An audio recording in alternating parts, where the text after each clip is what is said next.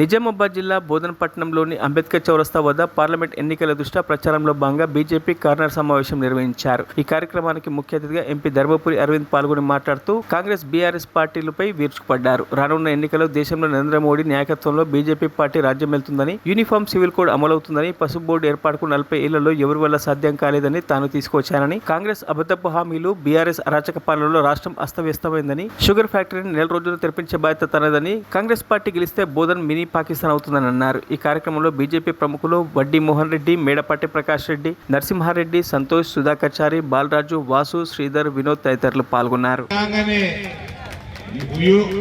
Uniform civil code మనకు తేవడం జరుగుతుంది.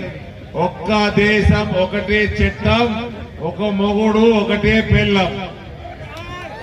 एक मियाँ को एक ही बीवी. बोधन वालों सुन लो, मेरे मुसलमान भाई बहन बोधन में जो रहते सब सुन लो.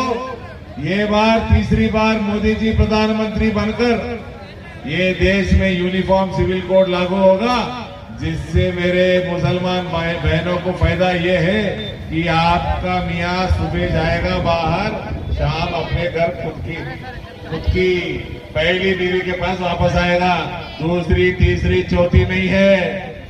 जिसको भी दूसरी शादी करना है अभी कर लो. जून 4 से आयुष्मान भारत ఆరోగ్య బీమా ప్రతి సంవత్సరం 30 దవాఖానాలు ఉన్నాయి నిజామాబాద్ జిల్లాలో.